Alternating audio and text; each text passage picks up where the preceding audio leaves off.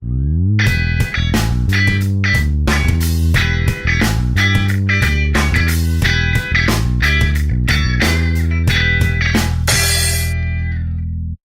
qual que é a argumentação para esse descumprimento? O discurso do governo alemão é o de que o país não tem condições econômicas nem para cumprir os pagamentos em divisas fortes e nem para cumprir as entregas de carvão e de madeira. E um exemplo, a maior prova que o governo alemão dá para essa impossibilidade é o fato do país estar vivendo um processo de crescente inflação.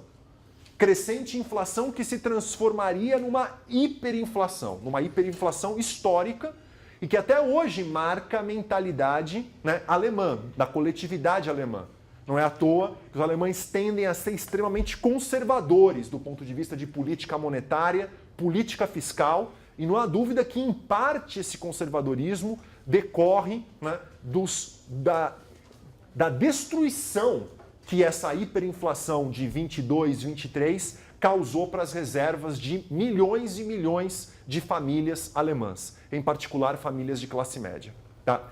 Então, qual que é a lógica por detrás dessa hiperinflação? Por que ela estaria acontecendo? Ela estaria acontecendo porque o governo alemão estaria imprimindo meios de pagamento, tendo que imprimir marcos, seja para trocar esses marcos por divisas fortes e fazer os pagamentos, seja imprimir marcos para comprar de produtores de carvão domésticos, para comprar de extratores de madeira domésticos, os lotes necessários para fazer os pagamentos para os países vitoriosos. E como o governo tem poucos recursos, ele é obrigado a aumentar os meios de pagamento, e isso acabou gerando um processo inflacionário e cada vez mais descontrolado. Essa é a argumentação que está por detrás da demanda de que a Alemanha não tem condições de continuar pagando essa agenda de reparações. E, portanto, os alemães começam a falar na necessidade de uma moratória, pelo menos até 1924, mas há elementos dentro do governo que falam numa moratória de 4 anos, 5 anos para as reparações a serem pagas para os vitoriosos. E é interessante que os primeiros trabalhos que discutiram essa relação entre hiperinflação alemã e reparações, eu trouxe aqui um exemplo que é um trabalho do David Felix, do início dos anos 70, eles tenderam a ratificar esse discurso do governo alemão de que a hiperinflação teria sido de fato produto das reparações, que o pagamento das reparações é que teria gerado essa hiperinflação, essa necessidade do governo de aumentar meios de pagamento para ou trocar por divisas fortes ou para comprar produtos que no caso entrariam como lotes de reparações e enviá-los para os países vitoriosos.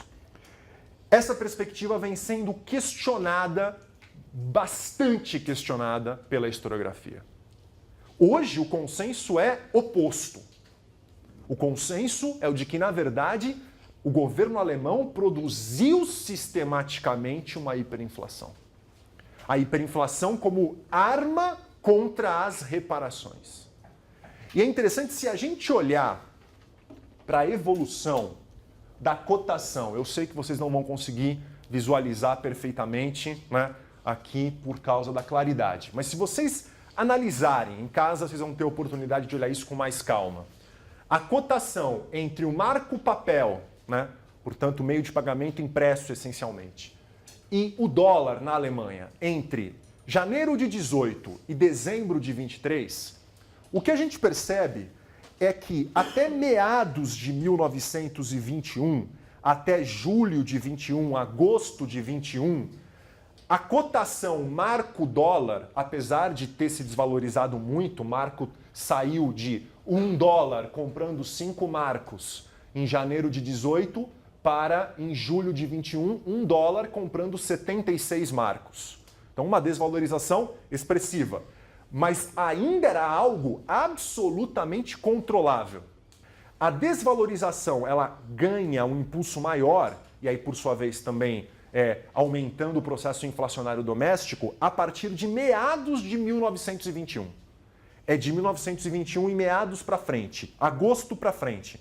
1922, aí sim, a desvalorização ganha um caráter extremamente preocupante. Por exemplo, em agosto de 22, $1 comprava 1.134 marcos.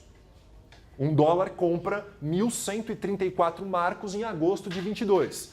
Ao longo de 22 a situação piora ainda mais e aí em 23 a situação torna-se calamitosa, absolutamente calamitosa em 1923, que é o momento em que a hiperinflação alemã trouxe os seus aspectos mais negativos e enraizou-se, né, na mentalidade coletiva.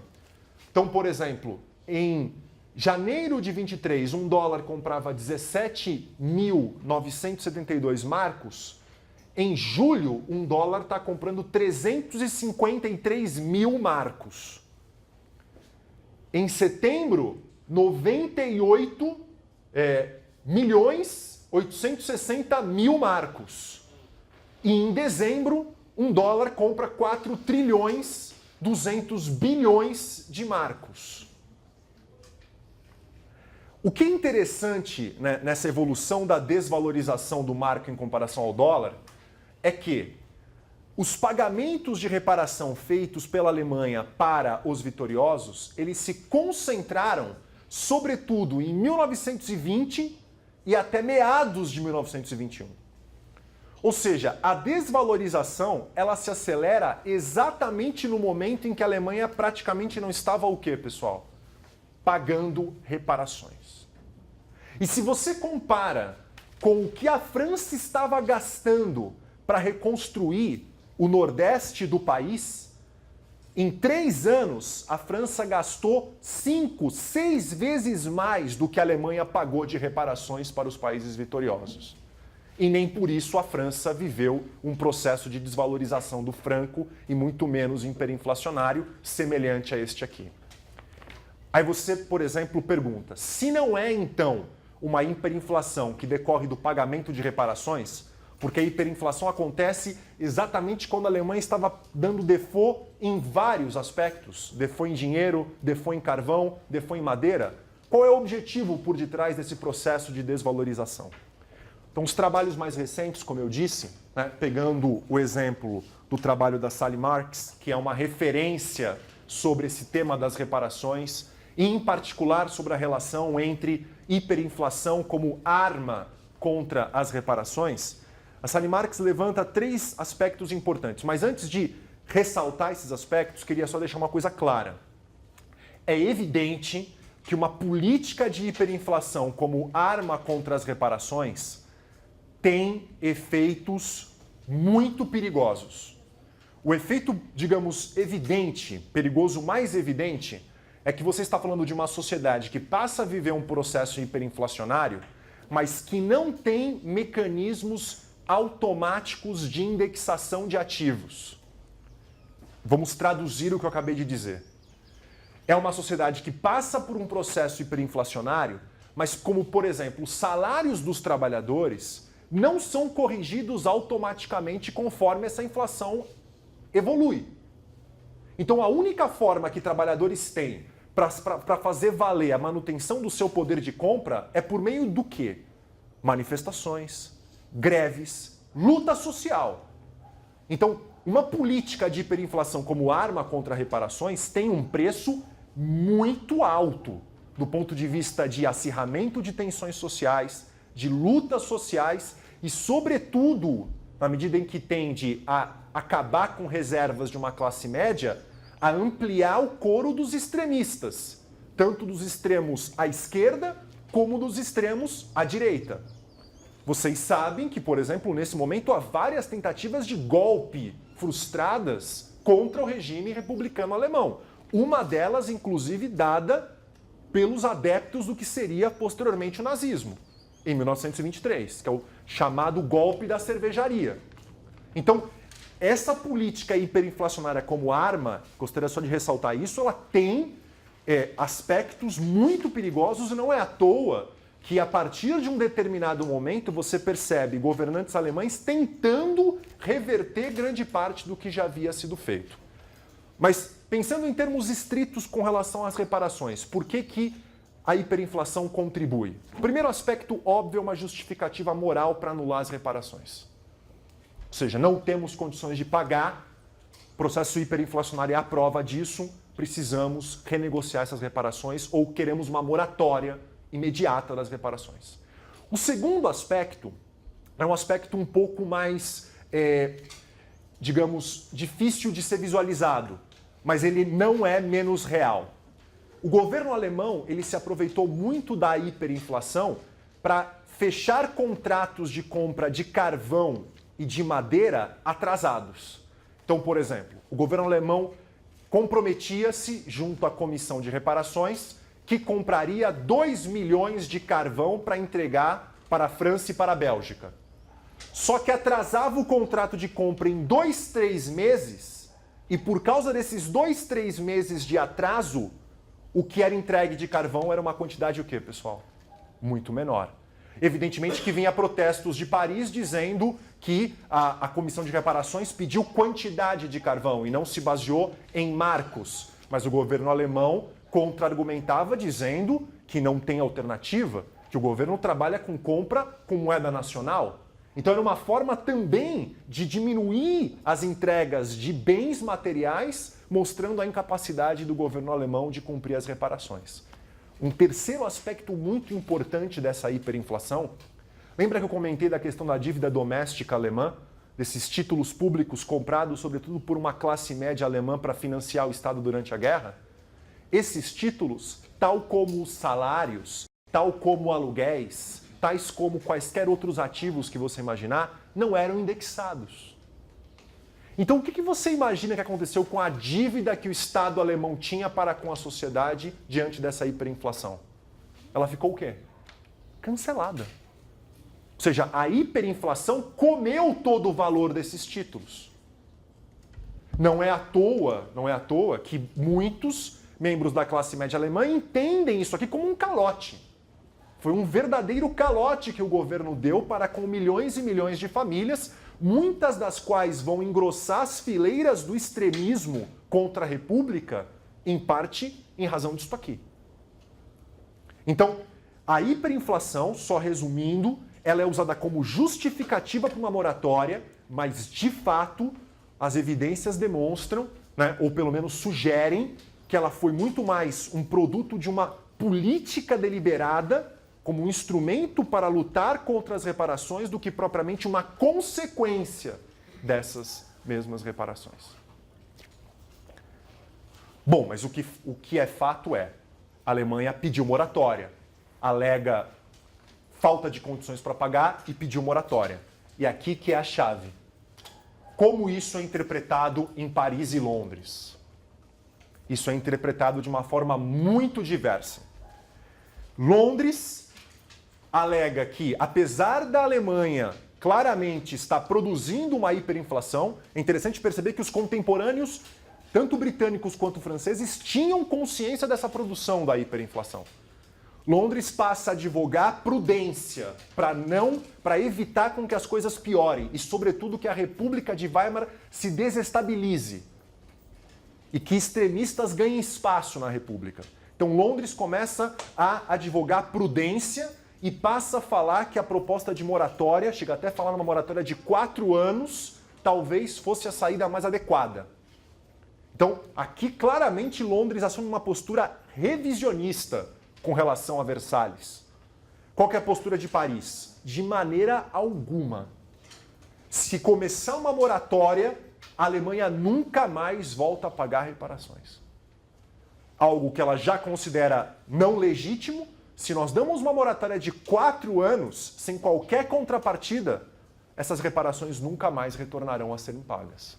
Então a França nega, não há um compromisso, e a situação acaba chegando no limite quando a Comissão de Reparações tem que decidir o que fazer, porque a Alemanha não estava pagando as reparações, como nós mostramos agora há pouco.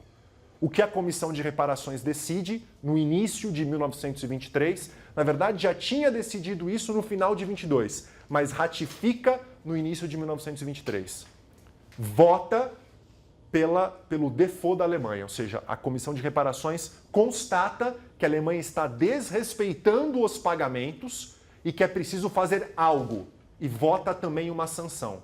Que sanção que é votada pela Comissão de Reparações? A comissão vota pela invasão do Vale do Ruhr. uma tropa franco-belga invadiria o Vale do Ruhr e passaria a extrair carvão diretamente e enviar essa produção carbonífera para França, Bélgica e outros países beligerantes. As consequências, primeiro, quanto foi a votação? Não foi necessário usar o voto de Minerva francês. França, Bélgica e Itália votam na Comissão de Reparações pelo default e pela invasão do Ruhr, e a Grã-Bretanha vota contra. Então ficamos em 3-1. Mas de qualquer maneira, mesmo que Bélgica e Itália ficassem no lado britânico, uma das duas, a França ainda teria um espaço político para votar as sanções e votar possivelmente a invasão do Ruhr. Qual é a atitude do governo alemão quando acontece a invasão? Uma atitude extremamente importante. Apoiar um boicote das minas de carvão, dos donos das minas de carvão e dos trabalhadores das minas de carvão contra os franceses e contra os belgas. Como o governo vai realizar esse apoio ao boicote? Basicamente pagando salários de grevistas e garantindo um lucro mínimo para os donos das minas de carvão. Não é à toa. A Sally Marx ela faz um estudo em que ela mostra que o governo alemão gastou com apoio ao boicote nas minas de carvão do Ruhr durante o ano de 23 foi mais do que a Alemanha havia pagado até então de reparações para todos os países vitoriosos. Não é à toa que a hiperinflação e que a desvalorização do marco explode quando, pessoal? Exatamente em 1923. Exatamente no momento em que acontece a ocupação do Vale do Ruhr. A ocupação se dá em janeiro e ela vai se manter até 1925. Mas até a ocupação terminar, há um processo de reforma financeira dentro da Alemanha que vai acabar ou vai diminuir substancialmente essa hiperinflação. Mas o ponto, só para fechar, e aí eu abro para as dúvidas, o ponto é que o governo alemão passa a apoiar diretamente esse boicote. Isso gera uma situação de enorme impasse, porque França e Bélgica invadiram o Ruhr, mas não conseguem extrair produção imediatamente da região. E a coisa só chega numa solução quando, devido à hiperinflação imensa, o governo alemão cai, um novo governo ascende em agosto de 23, que muda o tom. O governo Stresemann, que é uma figura importante que a gente vai discutir daqui a pouco, Gustav Stresemann, muda a postura do governo alemão, para de apoiar financeiramente tanto grevistas como os donos das minas carboníferas do Ruhr e, por causa disso, começa a abrir de fato um diálogo, uma possibilidade de conciliação com franceses e belgas para talvez iniciar um processo de desocupação do Ruhr e retomada dos pagamentos das reparações. Tá? Ou seja, é só com a entrada do Stresemann e pelo fato da hiperinflação ter adquirido um caráter extremamente grave que começam as tratativas para uma solução do problema. E em razão também da intervenção norte-americana, que nós já iremos discutir daqui a pouco. Antes, né, por favor, você tinha levantado uma pergunta. Não, é porque eu ia perguntar que você falou que a hiperinflação ela explode no momento que eles invadem o Vale do Ruhr, que isso seria causado pela emissão do papel. Não só, né? Isso também pode ter razões políticas, né? Porque gera um cenário de grande instabilidade numa região que já... Não há dúvida, você tem toda a razão. Ou seja, não é apenas um processo de aumento dos meios de pagamento, mas a Alemanha perde uma região que, em termos de produção, é fundamental para ela, absolutamente fundamental para ela. Né? Então, não há dúvida que há as duas coisas. A própria instabilidade política promovendo um processo inflacionário e a atuação da política monetária do governo alemão. As duas coisas juntas, você tem toda a razão. Bom, como eu disse, a solução começa quando o governo alemão modera, né, as suas atitudes e quando os Estados Unidos finalmente partem para uma postura um pouco mais ativa com relação ao problema europeu. A invasão franco-belga ao Vale do Ruhr gerou vários temores de que isso pudesse ressuscitar um problema, um conflito armado de fato entre França e Alemanha e talvez ressuscitar um novo conflito europeu, isso logo depois, 4 anos depois do fim da Primeira Guerra Mundial. Então o governo norte-americano, o governo Coolidge, oficialmente, né, coloca à disposição cidadãos americanos, em resumo, praticamente representantes do capital financeiro, grandes banqueiros, para pensar uma solução para o problema das reparações da Alemanha para com os vitoriosos e das dívidas de guerra que os vitoriosos tinham para com os Estados Unidos. Isso é o que vai dar na comissão Dewey, que vai receber um apoio indireto do secretário de Estado norte-americano Hughes. Tá? A comissão Dewey vai propor um plano, vai basicamente trabalhar por 4 meses, isso enquanto o Ruhr estava invadido, né? Mas a partir da ascensão do Stresemann e do fim do boicote, a França começa a pegar lotes cada vez maiores de carvão, então a invasão começa a dar resultados produtivos, efetivos, materiais para a França, para a Bélgica, para a Itália, etc. Né? E os Estados Unidos vêm com a proposta desses cidadãos privados para diminuir o problema tanto das reparações quanto das dívidas de guerra. O que o plano Dewey traz como solução? Em primeiro lugar, os principais bancos norte-americanos, liderados pelo JP Morgan, garantiriam um aporte significativo de recursos para a Alemanha, particularmente empréstimos, tá? Para criar um circuito financeiro que funcione entre empréstimos americanos para a Alemanha pagando reparações para a França, Inglaterra, Itália, e esses países, por sua vez, pagando o quê, pessoal? As dívidas de guerra que eles tinham para com bancos privados norte-americanos e ou para com o próprio governo norte-americano. Só que, para além desse significativo aporte de recursos, o plano Dewey também planejou um novo cronograma de pagamentos. Então, aquele cronograma anterior, estabelecido em Londres e que duraria 36 anos, ele é esquecido.